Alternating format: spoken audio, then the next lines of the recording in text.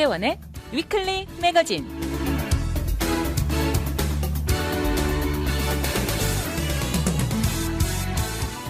안녕하세요. 위클리 매거진의 문대원입니다. 몇 년 만에 제대로 된 전형적인 여름의 모습을 보는 것 같아 기분이 좋습니다. 한층 더 많은 사람들이 활발하게 움직이는 것이 느껴지면서 덩달아 활기가 나는 것 같습니다. 주말이면 많은 사람들이 바닷가로 몰려들고 그 많은 사람들이 이제는 마스크 착용에 부담 없이 편안한 모습입니다. 그래도 그중에 가끔 마스크를 착용한 사람이 눈에 띄는데 이제는 이런 개인의 선택에 그러려니 하고 한층 더 쉽게 받아들이는 것입니다.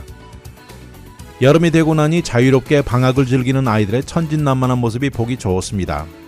이렇게 휴식을 만끽하고 이어지는 새학기에 힘차게 전념하기를 바라는 부모들의 마음은 똑같을 것입니다. 건강하고 활기찬 여름을 즐기시기 바랍니다.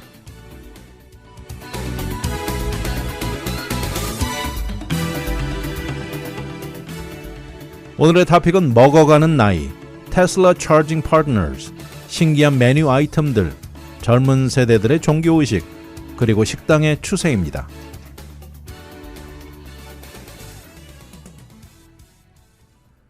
세월은 흘러가고 나이는 변치 않고 꼬박꼬박 먹어가지요.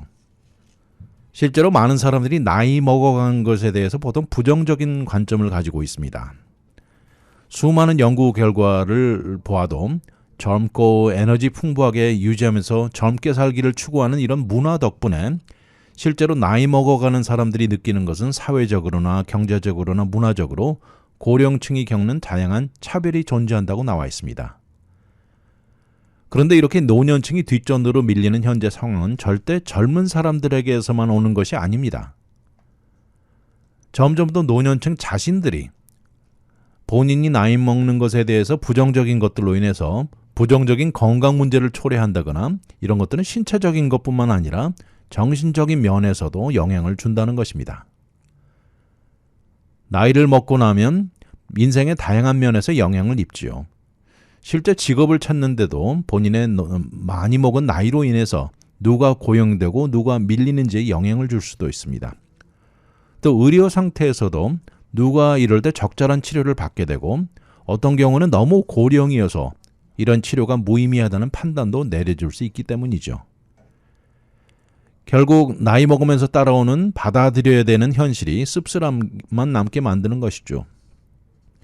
우리에게 흔히 생각드는 나이 먹으면 아무래도 신속도가 떨어지고 에너지도 저하되고 순발력이 처진다고 이렇게 얘기를 하죠. 그런데 그중 한 가지가 흔히 생각에 나이가 몇 살 지나고 나면 그때부터는 새로운 것을 배운다는 것은 힘들어진다는 이런 생각을 하는데 한 연구 결과를 보면요. 오히려 나이 먹은 사람들이 긴 인생 경험으로 인해서일까요?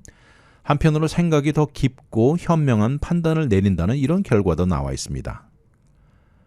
또 한 가지는 나이 먹은 사람들은 젊은 세대들에 비해서 우울증에 더 걸린다고 하는데 이것도 알고 보면 실제로 반대라고 합니다.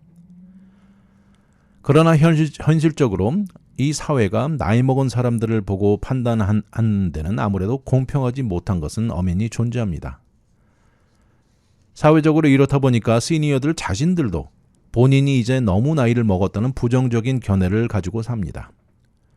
내가 나이가 있는데 도저히 직장에서도 인정을 제대로 받지 못할 것이라는 이런 생각도 있고요. 이 나이에 무슨 새로운 것을 배운다는 것은 불가능할 것이다. 이런 생각이, 부정적인 생각이 본인을 자책하게 만드는 것입니다. 물론 이런 생각이 드는 것은 당연하죠. 예전 젊었을 때와 비교해서 그럴 수 있습니다. 그렇지만 본인의 이런 부정적인 생각이나 이런 것들은 정신적으로나 신체적으로 영향을 주게 되죠. 본인이 자신이 없고 본인을 부정하는 생각은 심장 호흡기면에 영향을 줄 수 있고 이것은 혈압을 높이고 고혈압 환자가 될 수 있게 만들 수도 있다는 것이죠. 면역 시스템도 저하되게 만들고 이것은 더 나아가서 추가의 다양한 질병이나 건강 문제를 동반하게 하는 결과를 가져올 수 있습니다. 과연 그렇다면 우리가 우리에게 어떤 좋은 방법으로 도움을 줄 수 있을까요? 전문가들이 추천하는 몇 가지가 나와 있습니다. 첫 번째는 본인을 재구성한다는 reframing이라고 나와 있습니다. 이것이야말로 흔히 우리가 나이를 잘 먹는 방법이라고 말하는 aging well 이런 단어가 있죠. 이런 것에 가장 기본적이고 중요하다고 합니다. 다시 말해서 건강에 좋지 않은 부정적인 생각을 긍정적인 것으로 재구성하는 것입니다. 바꾸는 것이죠. 한 예를 들어서 예전만큼 빠르게 걸을 수 없다는 생각 대신에 내가 젊은 시절보다는 요새 시간이 조금 더 걸릴지 몰라도 나는 여전히 내가 가는 곳을 혼자서 잘 간다는 생각으로 대체하는 것입니다. 나이 먹는 것에 연관된 모든 것들을 무엇인가 긍정적인 것으로 재구성하는 것이죠. 이런 것들이야말로 본인에게 큰 도움을 줍니다. 그렇게 해서 본인 인생을 본인이 한층 더 직접 컨트롤하고 산다는 자신감을 갖게 해줍니다. 하루하루 살면서 이런 방식으로 재구성해서 생각하는 것 연습을 하라고 합니다. 그리고 이런 것들은 적어놓고요. 또 언제 힘들 때가 되면 이것을 다시 재다짐하는 데 사용하는 것이 중요하다고 말합니다. 두 번째는 나이 먹으면서 우리가 가장 범하기 쉬운 잘못인데요. 이것이 뭐냐면 우리가 흔히 생각하기에 한때 젊었을 때 하던 모든 것을 영원히 똑같이 할 수 있다는 생각을 버리지 않는 겁니다. 그러면서 이제는 마음대로 되지 않을 때 여기서 생기는 실망이나 좌절감이 좋지 않다는 것이죠. 또 단순한 예를 들어보면 그로서리 마켓을 갈 때 옛날에는 장 보러 갈 때 필요한 것을 다 머릿속에 외워서 보고 왔던 그런 시절이 있었습니다. 근데 이젠 나이를 먹어서 한두 개 이상 외우고 나면 자꾸 잊어버리는 것이죠. 이럴 때 본인에게 실망할 것이 아니고 잠시 조용히 앉아서 이 질문과 다짐을 해보는 것입니다. 왜 내 머릿속에 모든 것을 외우고 기억해야 하는가 하고 질문을 해보지요. 대신 필요한 것을 적어서 가져가면 안 되나? 이렇게 도움을 줄 수 있는 많은 필기 도구들이 많은데 왜 우리는 다 머릿속에 외우고 다녀야만 하나? 이렇게 질문을 하는 것입니다. 또 한 가지 다른 잘못된 생각은 어느 정도 나이가 먹고 나면 그동안 본인이 늘 즐기고 좋아했던 다양한 취미 생활이나 운동을 더 이상 할 수 없다는 생각입니다. 이제는 노인들이 흔히 하는 것이나 해야 한다는 그런 생각이 잘못됐다는 것이죠. 절대 본인이 젊은 시절 즐겼던 것들을 포기하지 않아도 된다고 전문가들이 말하고 있습니다. 물론 예전처럼 마라톤 완주가 어렵고 일주일에 책 한 권씩 꼭 읽어왔던 것이 이제는 힘들어질 수도 있지만 이럴 때 나이 먹어서 더 이상 할 수 없다는 부정적인 생각보다는 긍정적인 생각으로 대체합니다. 여기서 말하는 yes 리스트를 만들라고 하네요. 내가 현재 할 수 있는 것들이 무엇인가 나열하는 것입니다. 다시 말해서 젊었을 때 모든 신체적, 정신적 활동 더 이상 끝이라는 생각을 좋지 않다는 것이죠. 본인에게 적절한 레벨에 충분히 본인이 할 수 있는, 즐길 수 있는 리스트를 만드는 것입니다.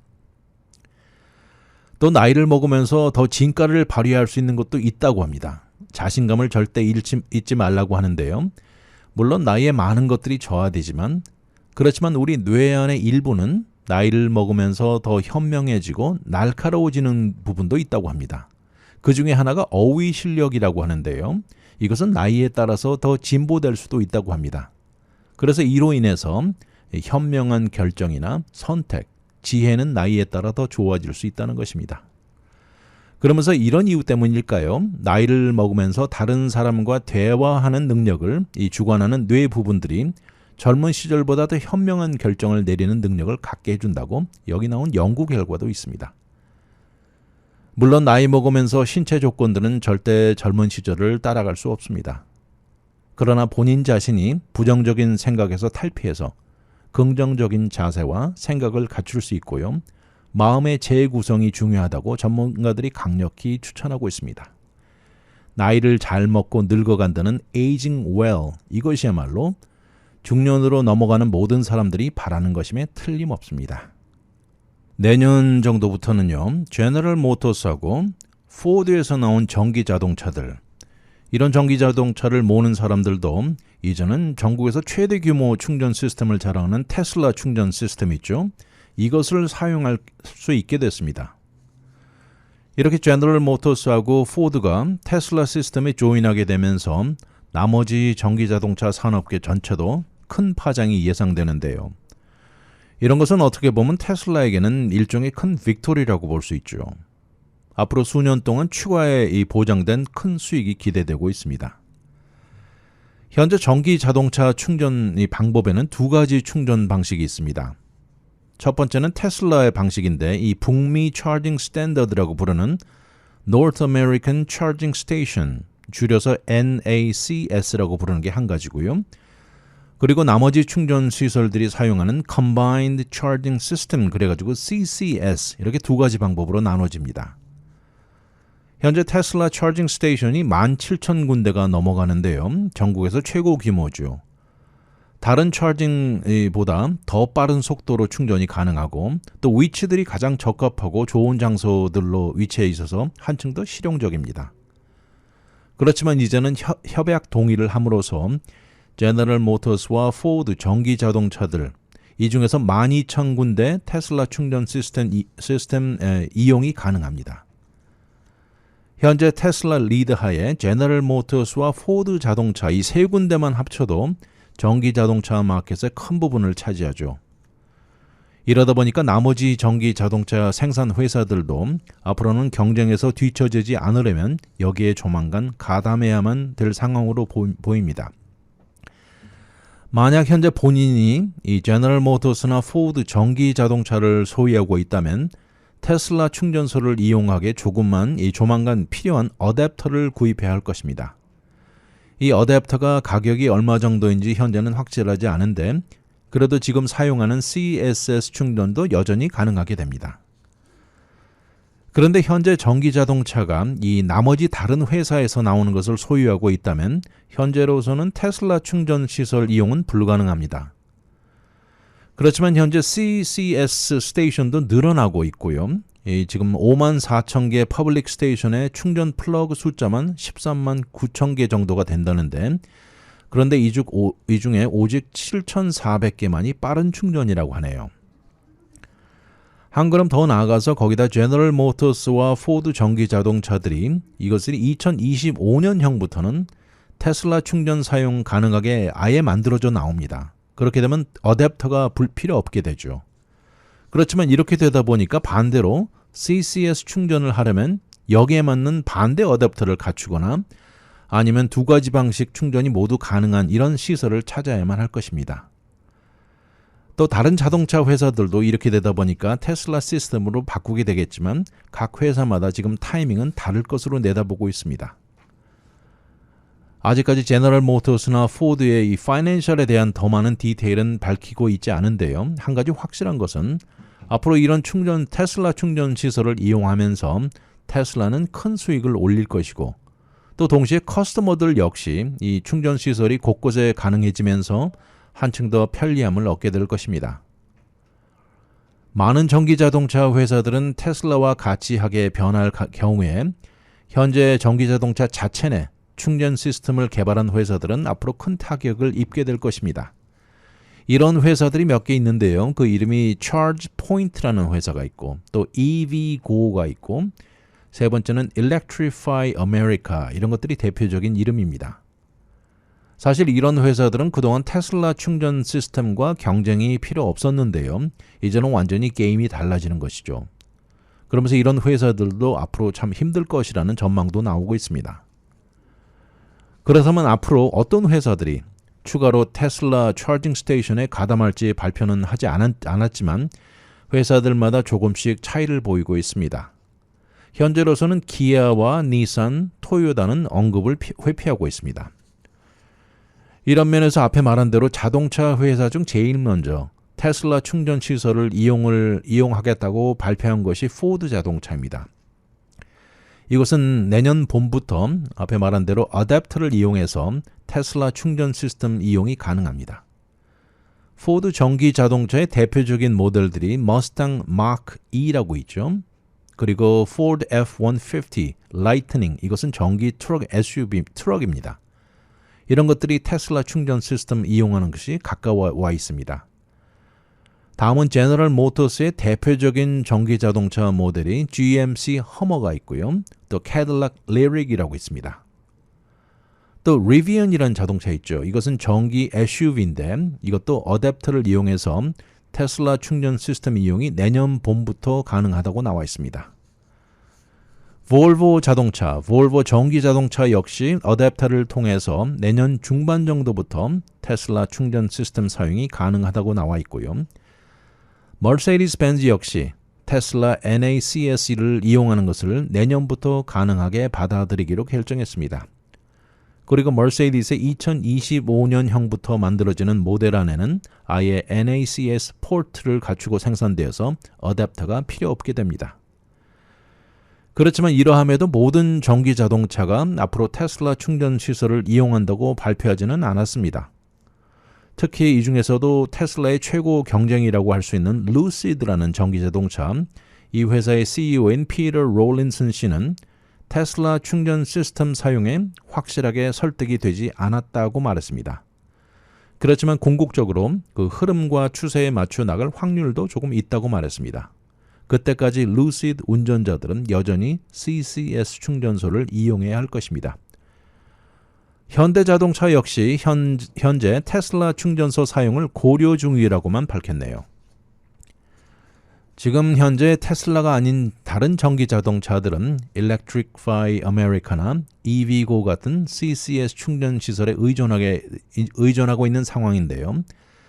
그런데 앞에 말한 대로 많은 전기 자동차들이 앞으로 테슬라 충전 시스템에 가담하게 된다는 추세에 상당수의 충전하는 회사들 자체도 그들 장비를 NACS로 전환할 계획을 세우고 있다고 합니다. 이렇게 된다면 앞으로 수많은 테슬라가 아닌 전기 자동차들도 생산 과정부터 NACS 포트를 갖추고 나오게 되면서 테슬라 충전 시스템이 아니고도 현재 CCS로 되어 있는 충전소가 변형되면서 이제는 앞으로 미래에는 어디서 가든 충전이 가능하게 될 유니버설 시스템도 가능하다는 것입니다. 전기 자동차가 더 늘어나면서 충전에 대한 경험도 늘어나고요. 또 전기 자동차를 소유한 사람들에게 전기 충전 시설에 대한 경험 역시 신속하게 변해갈 것은 분명해 보입니다. 혹시 미국이 아닌 다른 나라에서 맥도날드를 가보신 분들은 아실 텐데요. 우리들은 한국에서도 가본 적은 있을 텐데 우리가 흔히 듣는 빅맥이라든지 치킨 맥나겟, 프렌치 프라이즈 익숙한 메뉴들이 있죠. 그런데 이것들 외에 생소한 메뉴들이 많습니다. 해외 맥도날드의 다양한 지역적인 추가 메뉴들로 인한 것인데요. 전 세계 100개 국가 이상에 걸쳐서 3만 8천 개 매장이 넘습니다. 아시아라든지 아프리카, 유럽 등 다양한 맥도날드를 가보시면 정말 특이한 메뉴들이 많습니다. 차례대로 나열을 해보면 첫 번째가 우리가 흔히 아이스크림 먹는 맥플러리라고 아실 텐데요. 이 안에는 오리오 쿠키가 들어가 있는 것도 있고 M&M 플레이버가 대표적인데 남미의 베네수엘라를 가보면요. 맥도날드 매장 안에 맥플러리 옵션 중에 트레스 레체스라고 있습니다. 스페니쉬로 세 가지 우유란 뜻인데요. 이곳에서 인기 있는 트레스 레체스 케이크에서 유래된 것입니다. 이것은 약간 말랑말랑한 스폰지 케이크이 컨덴스된 거, 또 이베포레이티드 종류, 또 밀크 크림 등 세 가지 우유에 적셔져 있는 것입니다. 쉽게 말해서 라틴 케이크 버전의 아이스크림이라고 생각하면 됩니다.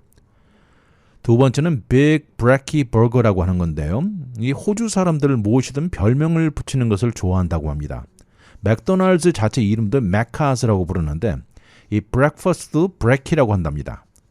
이곳에서 브렉퍼스트 샌드위치로 빅 브레키 버거를 선호합니다. 안에는 호주산 소고기 비프에 달걀 프라이 그리고 바비큐 소스로 만들어져 있습니다.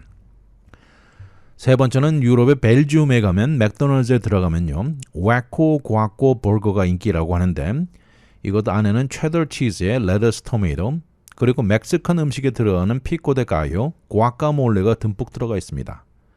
멕시코도 아닌 곳에서 이런 멕시코 분위기에 나는 메뉴를 선호한다는 것이 특이한데요. 그 안에 들어가는 고기 옵션으로는 비프가 있고 치킨이 있고 베지 옵션도 있습니다. 다음은 캐나다 맥도날드에 가보신 분들은 아실 텐데 캐나다 하면은 대표적인 음식 중에 하나가 푸틴이라고 있습니다. 이 사실 발음이 러시아 푸틴과 똑같은 발음인데요. 스펠링이 P-O-U-T-I-N-E라고 쓰는데 이 캐나다 중에서도 특히 프랑스어를 하는 프렌치 캐네디언 지역에서 인기입니다. 이것은 프렌치 프라이즈 위에다가 그레이비와 치즈를 듬뿍 덮어줍니다. 이것은 캐나다를 상징할 정도로 유명한 음식인데 사실 캐나다 사람들이 이거 싫어하는 사람이 하나도 없을 정도라고 하는데 놀랍게도 바로 근접해 있는 미국에서는 푸틴을 볼 수 없다는 점이 놀랍다고 합니다. 다음은 맥핀토 딜럭스라고 하는데요. 이 브렉퍼스트입니다. 이것은 바로 코스타리카의 이 맥도널드에 있는데 그 콩과 라이스의 베이스를 두고요. 스크램블드 에그하고 소시지, 또 따뜻한 또르티아, 크림 커스터드가 들어가 있습니다. 이것은 코스타리카와 중남미 센트럴 아메리카 국가들 맥도널드 안에 있는 메뉴입니다.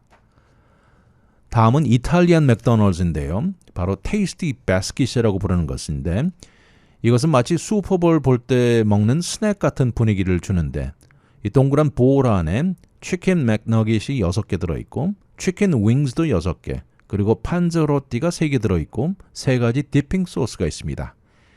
이 중에 바로 판저로띠가 새로운 것인데 이것은 이탈리안 버전의 만두입니다. 안에는 이탈리안 토마토에 모짜렐라 치즈, 마치 이탈리안 음식 중에 미니 사이즈 칼존 같은 느낌을 준다고 합니다. 다음은 인도에 가면 인도 맥도널드에 있는 맥스파이시 파니어라고 있습니다. 이것은 바로 베지 버거인데 크리미 탄두리 메요에 레터스가 들어있고요. 이 바로 파니어라는 것은 소프트한 인도 치즈라고 합니다. 이 치즈는 바깥의 번이 서로 달라붙게 해주는 역할을 하는 것이라고 합니다. 다음은 네덜란드에 가면 맥도날드의 버거 전체가 글루텐 프리로 만들어져 있습니다. 이것은 3가지 옵션이 있어서 레귤러 버거가 있고요. 치즈버거, 또 쿼터 파운더, 이렇게 3가지가 있는데 만약 본인이 글루텐에 문제가 있거나 알러지가 있는 경우에는 최고 옵션이죠. 다음은 Almighty Texan Barbecue라고 되어 있습니다. 이것은 맥도널드의 대표 아이템인 빅맥인데 그렇지만 중간에 빵이 한 겹 있는 것을 없애고요. 비프를 더 많이 먹기 원하는 사람들에게 좋게 Almighty Texan BBQ가 사실은 텍사스 요식업에서 나온 것이지만 뉴질랜드의 맥도널드의 메뉴 아이템으로 굳게 자리 잡고 있습니다. 육류를 좋아하는 사람에게는 최고라고 하는데 100% 주시 앵거스 비프 패티가 2개 들어있고요. 치즈와 베이컨이 넘쳐 흐르고 캐러멜 맛을 겸한 어니언이 가득 차 있습니다.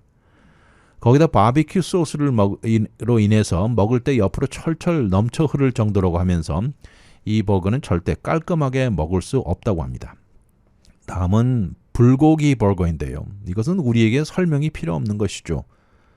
불고기 양념에 마늘의 생강맛이 상쾌하다고 나와 있는데 한국에 있는 어느 맥도널드를 가도 불고기 버거 메뉴가 있다고 하네요. 불고기 양념 패티에 마요네즈, 레터스가 들어있어서 이 고기 양이 적다면 더블 패티도 가능합니다. 물론 한국 고깃집에서 먹는 불고기 정도까지는 아닐지 몰라도 그래도 불고기 기분은 낼 수 있다고 한국 맥도널드에 가면 먹어볼 아이템으로 올라 있습니다. 다음은 버터밀크 크리스피 치킨입니다. 이것은 싱가포르 맥도널드에 있는 것인데 생긴 모양이 제일 화려하다고 하네요. 제일 멋있는 프레젠테이션이라고 추천되는데 버터밀크 치킨 패티로 만들어져서 이 레터스, 그릴 파인애플, 거기다 보라색 퍼플 캐비지가 제일 위에 있어서 색깔이 너무 눈에 띕니다. 섬나라라는 이유로 파인애플 등 섬의 분위기가 난다고 하면서 실제로 맛 차원에서 치킨과 파인애플은 좋은 조합을 이룬다고 전문가들이 말하고 있습니다. 다음은 할리페뉴 치킨 버거입니다. 흔히 보는 치킨 패티를 그릴시켜서 만들었는데요. 이것은 레터스, 토마토, 어니언 모양새이고요. 특별해 보이진 않습니다. 이 안에 할리페뇨 소스로 만들어져 가지고 크림 색깔이 당당한 할리페뇨 맛이 난다고 합니다. 사실 이것을 비교하면요. 미국에 파는 맥도날드의 치킨 샌드위치는 대부분이 치킨이 빵가루에 덮여서 튀겨진 것인데 그렇지만 이것은 튀긴 음식을 피하는 사람에게 적격인 것이죠. 거기다 프로틴 섭취를 원하는 사람이라면 이것은 치킨 패티를 더블, 트리플까지 가능하다고 합니다. 마지막은 바로 마카롱입니다. 이것은 어느 나라인지 말할 필요도 없죠.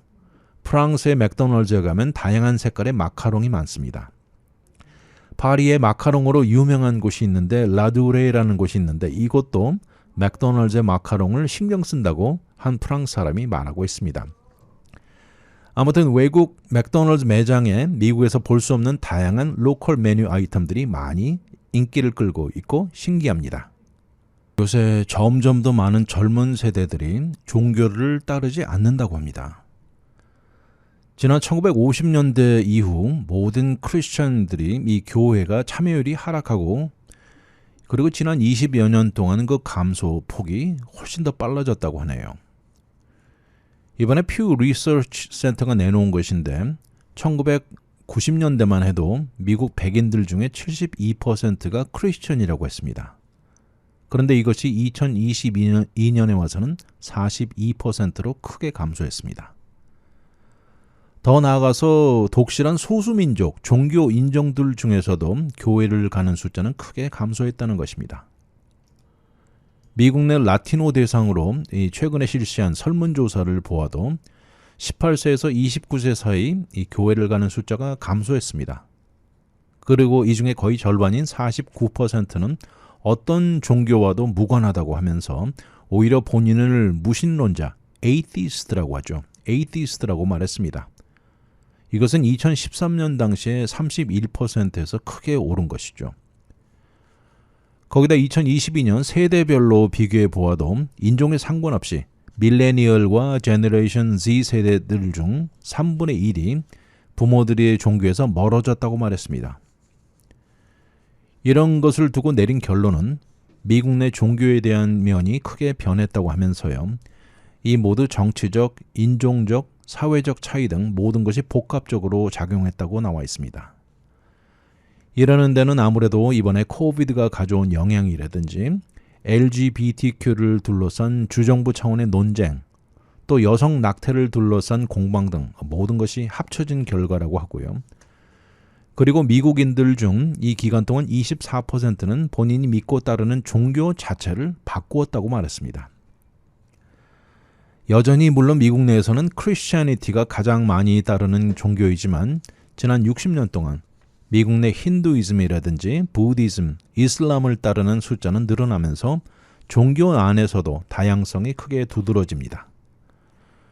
이런 변화는 아무래도 인종의 다양화에 크리스천 탈퇴와 맞물려서 종교계는 큰 변화를 맞고 있고요. 그 어느 때보다 양분화된 환경에 종교를 떠나는 사람들이 늘어나면서 이런 문제를 두고 종교 리더들과 단체들은 어려운 도전에 고전하고 있는 현실입니다. 텍사스 대학의 종교학의 채드 실즈 교수는 이 사람은 평생 미국 내 종교 트렌드를 연구해온 사람입니다. 그러면서 젊은 세대들이 믿음과 종교에 대한 의문을 갖게 되는 데는 소셜미디어의 힘을 지적하고 있습니다. 이 실즈 교수가 말하는 것을 보면요. 소셜미디어는 조그만 타운에 사는 무신론자들이 본인의 홈타운 바깥의 커다란 커뮤니티와 연결을 해주는 역할을 한다고 합니다. 이런 발달된 기술을 통해서 소셜미디어의 연결로 도심지와 시골 지역의 차이를 줄여준 것이죠. 그러면서 부모님들이 다니는 교회에 무조건 따라다니면서 불만이 있던 것도 참고 지내다가 이제는 본인과 같은 생각을 가진 무신론자들끼리 커뮤니티를 형성하게 해주는 것이죠. 이 커뮤니티는 상당히 이 커다란 교회같이 거대한 커뮤니티를 이루고 있다고 합니다. 거기다 이제 부모가 자녀를 대상으로 종교를 두고 스타일이 변했다고 합니다. 예전에 크리스천 세대들은 사실 자녀들에게 지옥에 대한 두려움이라든가 교회를 다니지 않았을 때 생길 수 있는 원치 않는 결과 등 이런 아이들을 거의 반강제적으로 교회를 다니게 했다면 요새 현대 부모들은 아이들이 직접 찾아보고 본인 아이디어를 더 존중해 주면서 결정을 내리게 하는 점이 큰 차이점이라고 합니다. 그러다 보니까 종교를 그냥 건너뛰는 아이들이 늘어난다는 것이죠. 그렇지만 그중에 상당수는 이 반대로 어린 시절 종교를 떠났다가 어른이 되고 본인이 부모가 된 이후에 돌아오는 경우도 있다고 합니다. 이런 것들은 아무래도 사회생활을 겪어가면서 어려움을 겪고 살아가는 인생에 도움이 되고자 이 지표가 되는 슈퍼파워에 의존하게 변한 케이스들이라고 말하고 있습니다. 요새 젊은 세대를 이렇게 보면 목에 십자가 목걸이를 매는 것을 볼 수가 없다고 합니다. 그들은 본인의 자세를 종교적이라는 religious라고 보다는 spiritual이라고 이런 것을 본인은 spiritual하다고 말을 하는데 이런 것은 깊은 개인과 private한 것을 추구한다는 뜻입니다. 극히 개인적인 individualism을 선호한다는 것이죠. 그리고 이것은 어떤 신에도 신에 연결되어 있지 않다는 것을 의미합니다. 2017년에 나온 퓨 설문조사를 보면 미국 성인 중에 27%는 본인이 종교적이 아니고 spiritual이라고 말했습니다. 이것은 지난 5년 동안 8%가 증가한 것이라고 나와 있네요. 여기서 가장 큰 차이점은 종교는 일반 다른 종교인들과 같은 자리, 교회 같은 같은 자리에 가서 예배를 드리는 행위가 있는가 하면 spiritual은 혼자서 practice하는 것이 가장 큰 차이라고 하네요. 올해 20살 먹은 크리스틴 티베츠라는 여학생이 있는데 밀레니얼 트렌드와 달리 이 학생은 사실 절실한 크리스천입니다. 주일에는 꼭 교회에 가서 예배드리고 유니버시티 오브 텍사스에 재학 중인데요. 이 학교 내 크리스천 그룹에 가담해서 일요일 서비스에 참여합니다. 그러면 그녀가 말하는 것은 소셜 미디어에 오르는 내용들은 종교를 제대로 이해하는데 너무 큰 방해를 준다고 말합니다. 그런가 하면 35살의 크리스티 파월은 종교 활동이 활발했던 젊은이입니다. 프로페셔널 카운슬러로 라이선스를 받고 사회에서도 인정받는 사람인데 그런데 본인의 크리스천 뿌리로부터 벗어나기로 결정했습니다. 어린 시절부터 모태 신앙이었다고 하는데요. 20대 들어서면서 종교에 대한 많은 질문과 의심을 떨쳐버릴 수 없었다고 합니다. 이제 텍사스주의 오스턴에 살면서 종교적 트라우마에서 고생하는 사람들을 돕는 일을 하고 있습니다. 크리스티가 말하는 것은 성경 자체는 동성연애가 자연스럽고 사회에서 받아들여지는 것과 너무 성질이 맞지 않는다고 말을 하면서요. 이것을 느끼고 이 문제를 두고 성경은 절대 혼합되고 하나가 될 수 없다는 생각에 그렇게 해서 25살이 되었을 때 나는 더 이상 신을 믿지 않는다 이런 결정을 내렸다고 합니다. 지난 4년간 크리스티는 오스턴 지역의 에이티스트 커뮤니티에서 봉사하고 있고 종교와 성별, 섹슈얼리티 같은 데 의문이 있는 사람들과 많은 것을 공유하고 있습니다. 또 한 케이스는 파월 씨와 비슷한 21살의 알렉사 몰턴인데요. 알렉사 역시 크리스천 가정에서 성장했습니다. 믿음이 강한 집안 분위기 안에서 성장했는데 일요일 교회는 모든 가족들에게 의무적이었습니다. 그런데 미들스쿨 당시부터 LGBTQ에 대한 것과 크리스천이 상반되는 것을 느끼면서 결국 나는 이곳에 속하지 않는다는 결정을 내렸습니다. 이런 얘기를 하면서 알렉사는 이런저런 이유로 본인 세대들, 본인과 많은 친구들은 크리스천에서 멀어졌다고 합니다. 왜냐하면 본인처럼 진취적인 프로그레시브한 개념과 크리스천애티는 완전히 반대 방향으로 가기 때문이라고 말합니다. 젊은 세대들의 종교적인 견해가 많이 달라졌고 종교에 대한 인식도 크게 변했습니다. 요새 외식 해보신 분들은 다 아실 테지만 요새 식당 팁 문화에 대해서 불만이 많은 커스터머들 많습니다. 요새는 식당이 아예 18에서 20% 팁을 청구해놓고 사인만 하게 가져오는 경우가 많은데요. 이럴 때 상당수 커스터머들이 황당해합니다. 이번에 최근에 있었던 일인데요. 로스앤젤레스에서 유명한 한식당 알리멘토라고 있는데 최근에 엄청난 증오 메일을 받고 이 중에는 식당을 외면한다는 협박까지 받는 일이 생겼습니다. 바로 LA의 로컬 팟캐스트에 나온 소셜 미디어를 통해서 이 식당을 신랄하게 비난한 그 이유 때문이었습니다. 바로 나온 영수 중에 추가로 붙어있는 요금, surcharge, 이 fee라고 멀쩡히 올라와 있는 것을 보고 바로 종업원들의 건강보험 비용을 커버한다는 이유가 써 있는 것입니다. 식당비의 4%를 추가한 것이죠.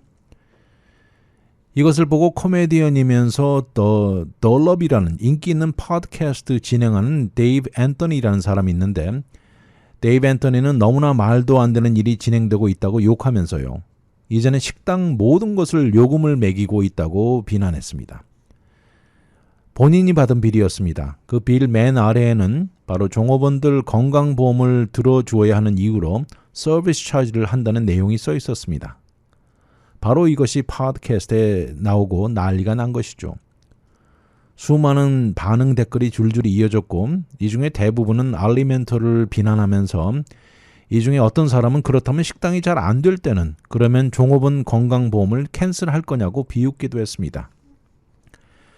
트위터에 올린 글을 한 사람이 있는데 이 사람은 어떻게 썼냐면 나는 북미 식당 산업계를 전체를 너무 싫어한다 이렇게 썼고요.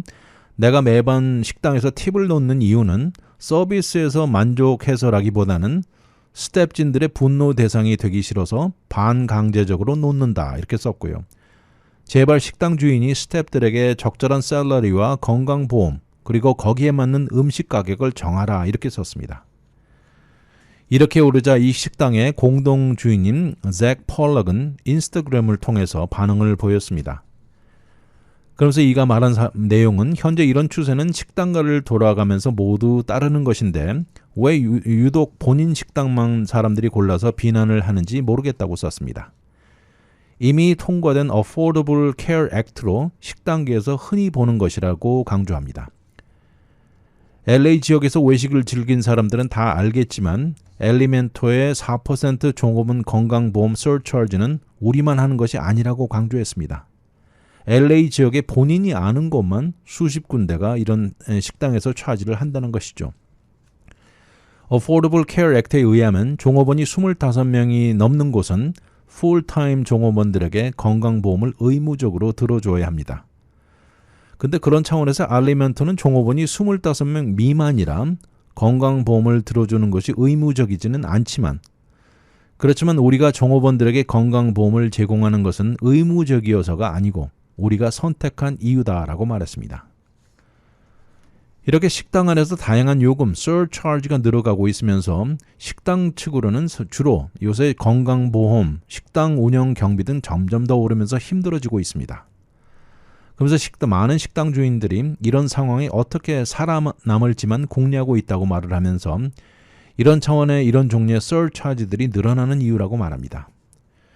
특히 샌프란시스코 시 안에서는요, 스몰 비즈니스의 종업원들 건강보험이 의무화가 됐습니다. 이래서 그런지 시간이 얼마 지나서 그런지 샌프란시스코 식당을 찾는 커스터머들은 이제 익숙해 보인다고 말합니다. 그런데 이런 차원의 서차지를 매기는 식당이 패스트푸드도 예외는 아닙니다.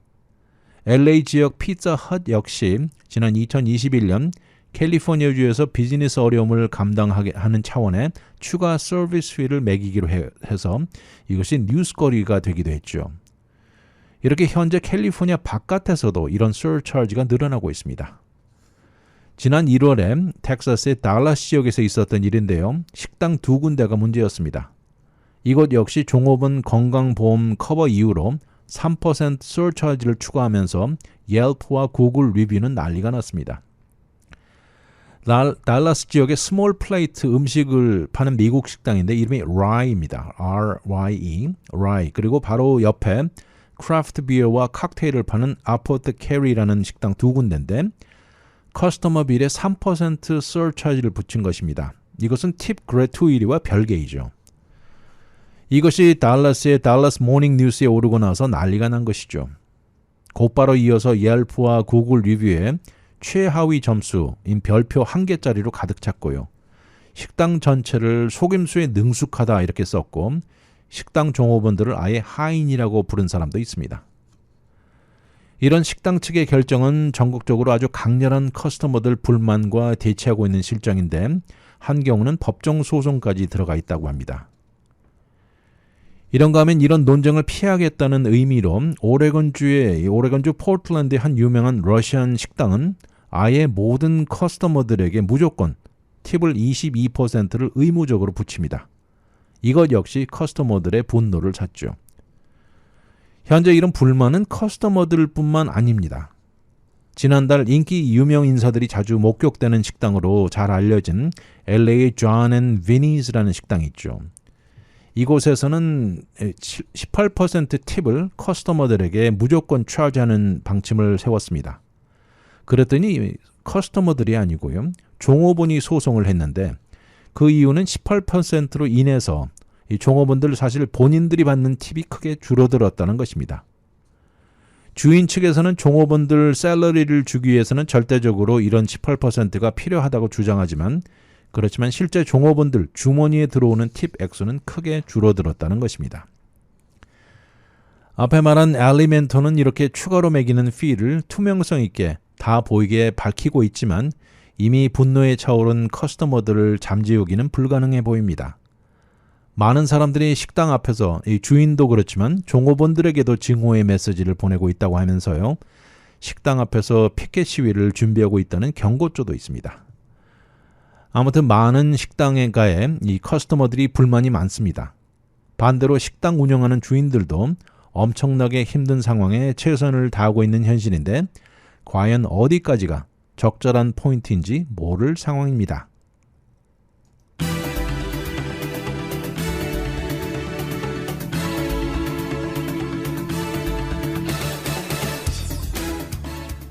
요새 팁을 둘러싸고 당황하는 경우가 늘어나는 가운데 이제는 추가로 서차지들이 늘어난다는 것은 상당히 놀랍습니다.